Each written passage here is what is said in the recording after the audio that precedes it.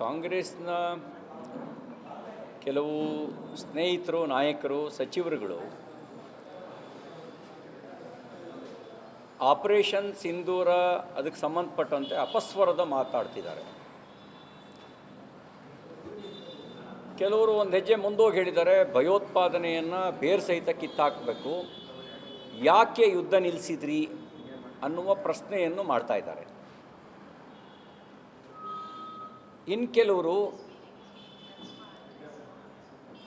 ಬರೀ ಒಂದು ಯಾಕೋ 4 ವಿಮಾನ ಹಾರೋಗಿ ಅದು ಹಿಂಗೆ ಹಂಗೆ ಅಂಥೇಳಿ ಹೇಳಿದ್ರೆ ಸಾಕ ಅನ್ನುವ ಮಾತನ್ನು ಆಡಿದ್ದಾರೆ. ಇವರೆಲ್ಲರ ಹೇಳಿಕೆಯನ್ನು ಗಮನಿಸಿದರೆ ಅದು ಪ್ರಿಯಾಂಕಾ ಖರ್ಗೆ ಅವ್ರ ಹೇಳಿಕೆ ಇರ್ಬೋದು, ಸಂತೋಷ್ ಲಾಡ್ ಅವ್ರ ಹೇಳಿಕೆ ಇರ್ಬೋದು, ಕೃಷ್ಣ ಬೈರೇಗೌಡರ ಹೇಳಿಕೆ ಇರ್ಬೋದು, ಕೋಲಾರದ ಶಾಸಕ ಕೊತ್ತೂರು ಮಂಜುನಾಥ್ ಅವ್ರ ಹೇಳಿಕೆ ಇರ್ಬೋದು, ಆಪರೇಷನ್ ಸಿಂಧೂರದ ಬಗ್ಗೆ ಅಪಪ್ರಚಾರ ಮಾಡುವ ಟಾಸ್ಕನ್ನೇ ಇವರಿಗೆ ಕೊಟ್ಟಂತೆ ಕಾಣುತ್ತೆ.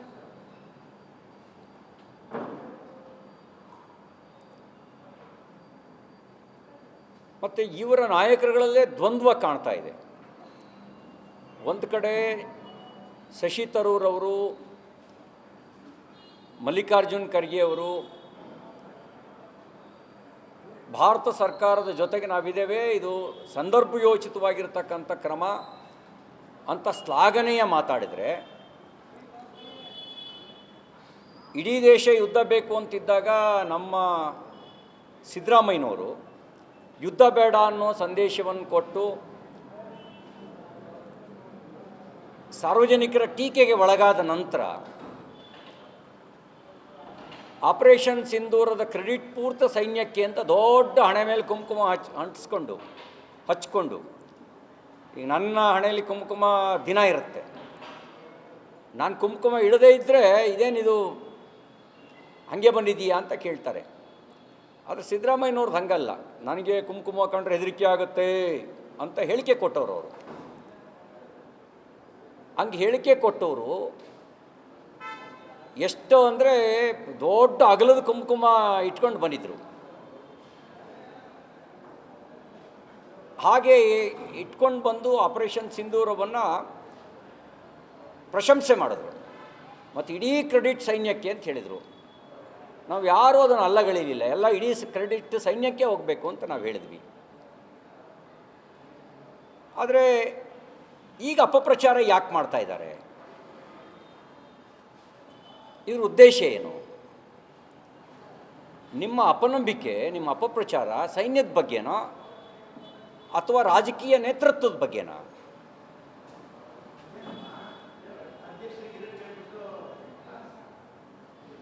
ನಮ್ಮ ಪ್ರಧಾನಮಂತ್ರಿಗಳು ಸೈನ್ಯಕ್ಕೆ ಸಂಪೂರ್ಣ ಸ್ವಾತಂತ್ರ್ಯವನ್ನು ಕೊಟ್ಟಿದ್ದಾರೆ. ಸ್ಟ್ರಾಟಜಿಕ್ಕಾಗಿ ಯಾವ ಸಂದರ್ಭದಲ್ಲಿ ಏನು ಮಾಡಬೇಕು ಅದನ್ನು ಮಾಡಬೇಕು ಅಂತ ಹೇಳಿದ್ದಾರೆ. ರಾಜತಾಂತ್ರಿಕ ಕ್ರಮವಾಗಿ ಪಾಕಿಸ್ತಾನದ ಜೊತೆಗಿನ ಎಲ್ಲ ಸಂಬಂಧವನ್ನು ಕಡಿತಗೊಳಿಸಿಕೊಂಡು ಸಿಂಧೂ ಜಲ ಒಪ್ಪಂದವನ್ನು ರದ್ದುಪಡಿಸಿದ್ದಾರೆ ಮತ್ತು ಅಂತಾರಾಷ್ಟ್ರೀಯ ಮಟ್ಟದಲ್ಲಿ ಪಾಕಿಸ್ತಾನ ಒಂದು ಭಯೋತ್ಪಾದಕ ರಾಷ್ಟ್ರ ಅನ್ನೋದನ್ನು ನಿರೂಪಿಸಿ ಅವರಿಗೆ ಹೆಚ್ಚಿನ ಪ್ರಮಾಣದ ಬೆಂಬಲ ವ್ಯಕ್ತ ಆಗದಂತೆಯೂ ಕೂಡ ನೋಡಿಕೊಂಡಿದ್ದಾರೆ.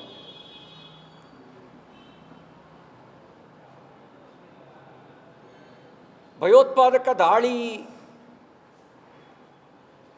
ನಡೆದ ನಂತರ ಬರೀ ಹೇಳಿಕೆ ಕೊಟ್ಟು ಸುಮ್ಮನಾಗಿಲ್ಲ. 9 ಭಯೋತ್ಪಾದಕ ನೆಲೆಗಳನ್ನು ಧ್ವಂಸ ಮಾಡಿ ನೂರಾರು ಜನ ಭಯೋತ್ಪಾದಕರನ್ನು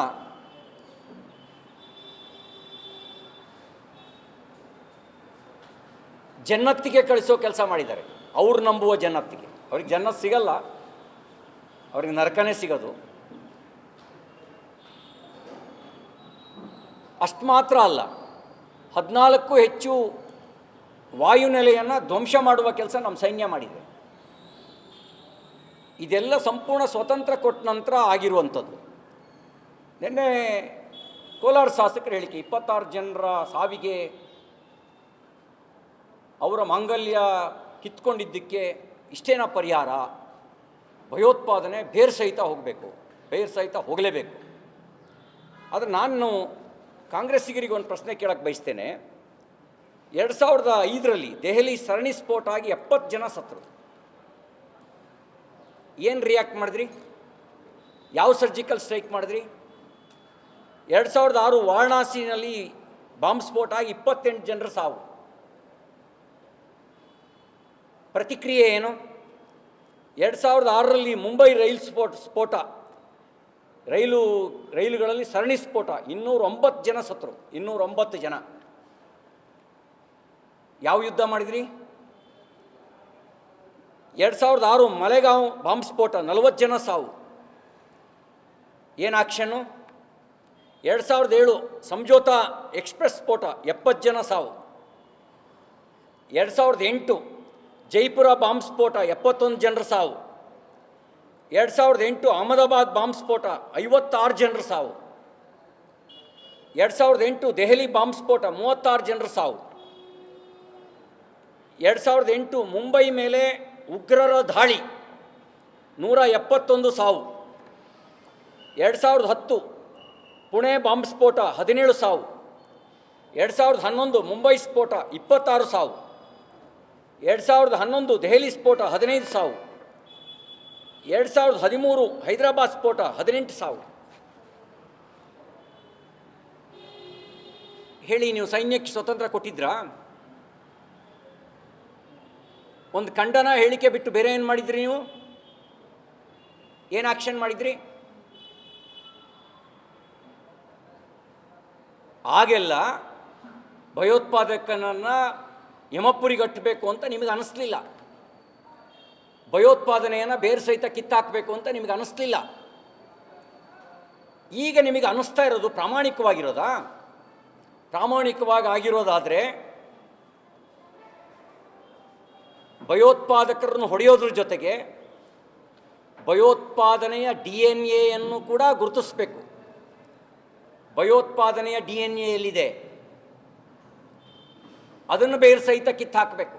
ಅದನ್ನು ಕಿತ್ತು ಹಾಕದೇ ಇದ್ದರೆ ರಕ್ತ ಬೀಜಾಸುರನ ಸಂತತಿಯಂತೆ ಭಯೋತ್ಪಾದಕರು ಆ DNA ಮೂಲಕ ಹುಟ್ಟುತ್ತಾರೆ. ಕಾಂಗ್ರೆಸ್ನ ಕೆಲವು ಸ್ನೇಹಿತರು, ನಾಯಕರು, ಸಚಿವರುಗಳು ಆಪರೇಷನ್ ಸಿಂಧೂರ ಅದಕ್ಕೆ ಸಂಬಂಧಪಟ್ಟಂತೆ ಅಪಸ್ವರದ ಮಾತಾಡ್ತಿದ್ದಾರೆ. ಕೆಲವರು ಒಂದು ಹೆಜ್ಜೆ ಮುಂದೋಗಿ ಹೇಳಿದ್ದಾರೆ, ಭಯೋತ್ಪಾದನೆಯನ್ನು ಬೇರೆ ಸಹಿತ ಕಿತ್ತಾಕಬೇಕು, ಯಾಕೆ ಯುದ್ಧ ನಿಲ್ಲಿಸಿದ್ರಿ ಅನ್ನುವ ಪ್ರಶ್ನೆಯನ್ನು ಮಾಡ್ತಾ ಇದ್ದಾರೆ. ಇನ್ನು ಕೆಲವರು ಬರೀ ಒಂದು ಯಾಕೋ 4 ವಿಮಾನ ಹಾರೋಗಿ ಅದು ಹಂಗೆ ಅಂಥೇಳಿ ಹೇಳಿದ್ರೆ ಸಾಕ ಅನ್ನುವ ಮಾತನ್ನು ಆಡಿದ್ದಾರೆ. ಇವರೆಲ್ಲರ ಹೇಳಿಕೆಯನ್ನು ಗಮನಿಸಿದರೆ ಅದು ಪ್ರಿಯಾಂಕಾ ಖರ್ಗೆ ಅವ್ರ ಹೇಳಿಕೆ ಇರ್ಬೋದು, ಸಂತೋಷ್ ಲಾಡ್ ಅವ್ರ ಹೇಳಿಕೆ ಇರ್ಬೋದು, ಕೃಷ್ಣ ಬೈರೇಗೌಡರ ಹೇಳಿಕೆ ಇರ್ಬೋದು, ಕೋಲಾರದ ಶಾಸಕ ಕೊತ್ತೂರು ಮಂಜುನಾಥ್ ಅವರ ಹೇಳಿಕೆ ಇರ್ಬೋದು, ಆಪರೇಷನ್ ಸಿಂಧೂರದ ಬಗ್ಗೆ ಅಪಪ್ರಚಾರ ಮಾಡುವ ಟಾಸ್ಕನ್ನೇ ಇವರಿಗೆ ಕೊಟ್ಟಂತೆ ಕಾಣುತ್ತೆ.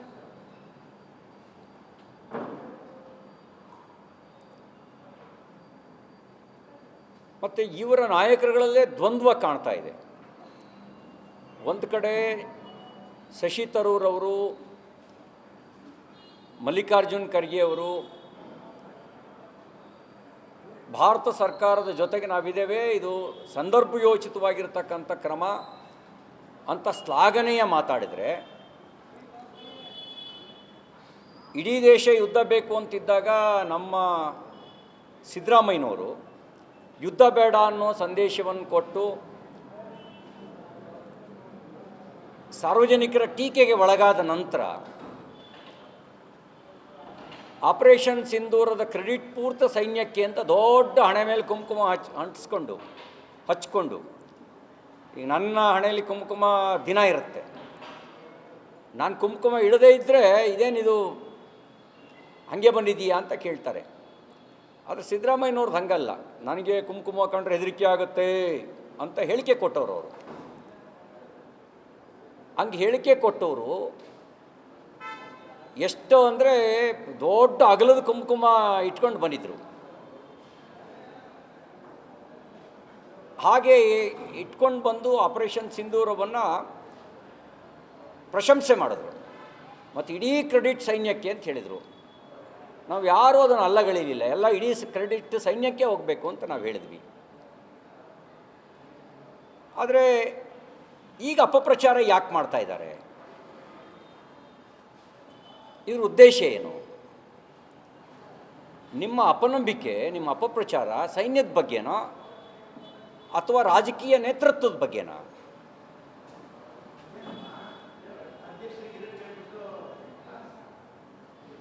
ನಮ್ಮ ಪ್ರಧಾನಮಂತ್ರಿಗಳು ಸೈನ್ಯಕ್ಕೆ ಸಂಪೂರ್ಣ ಸ್ವಾತಂತ್ರ್ಯವನ್ನು ಕೊಟ್ಟಿದ್ದಾರೆ. ಸ್ಟ್ರಾಟಜಿಕ್ಕಾಗಿ ಯಾವ ಸಂದರ್ಭದಲ್ಲಿ ಏನು ಮಾಡಬೇಕು ಅದನ್ನು ಮಾಡಬೇಕು ಅಂತ ಹೇಳಿದ್ದಾರೆ. ರಾಜತಾಂತ್ರಿಕ ಕ್ರಮವಾಗಿ ಪಾಕಿಸ್ತಾನದ ಜೊತೆಗಿನ ಎಲ್ಲ ಸಂಬಂಧವನ್ನು ಕಡಿತಗೊಳಿಸಿಕೊಂಡು ಸಿಂಧೂ ಜಲ ಒಪ್ಪಂದವನ್ನು ರದ್ದುಪಡಿಸಿದ್ದಾರೆ ಮತ್ತು ಅಂತಾರಾಷ್ಟ್ರೀಯ ಮಟ್ಟದಲ್ಲಿ ಪಾಕಿಸ್ತಾನ ಒಂದು ಭಯೋತ್ಪಾದಕ ರಾಷ್ಟ್ರ ಅನ್ನೋದನ್ನು ನಿರೂಪಿಸಿ ಅವರಿಗೆ ಹೆಚ್ಚಿನ ಪ್ರಮಾಣದ ಬೆಂಬಲ ವ್ಯಕ್ತ ಆಗದಂತೆಯೂ ಕೂಡ ನೋಡಿಕೊಂಡಿದ್ದಾರೆ.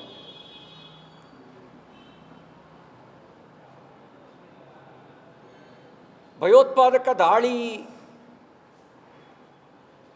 ನಡೆದ ನಂತರ ಬರೀ ಹೇಳಿಕೆ ಕೊಟ್ಟು ಸುಮ್ಮನಾಗಿಲ್ಲ.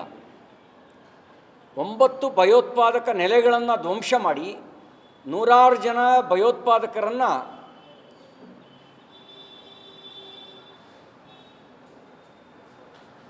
ಜನ್ನತ್ತಿಗೆ ಕಳಿಸೋ ಕೆಲಸ ಮಾಡಿದ್ದಾರೆ. ಅವ್ರು ನಂಬುವ ಜನ್ನತ್ತಿಗೆ. ಅವ್ರಿಗೆ ಜನ್ನತ್ ಸಿಗಲ್ಲ, ಅವ್ರಿಗೆ ನರಕನೇ ಸಿಗೋದು. ಅಷ್ಟು ಮಾತ್ರ ಅಲ್ಲ, 14ಕ್ಕೂ ಹೆಚ್ಚು ವಾಯುನೆಲೆಯನ್ನು ಧ್ವಂಸ ಮಾಡುವ ಕೆಲಸ ನಮ್ಮ ಸೈನ್ಯ ಮಾಡಿದೆ. ಇದೆಲ್ಲ ಸಂಪೂರ್ಣ ಸ್ವತಂತ್ರ ಕೊಟ್ಟ ನಂತರ ಆಗಿರುವಂಥದ್ದು.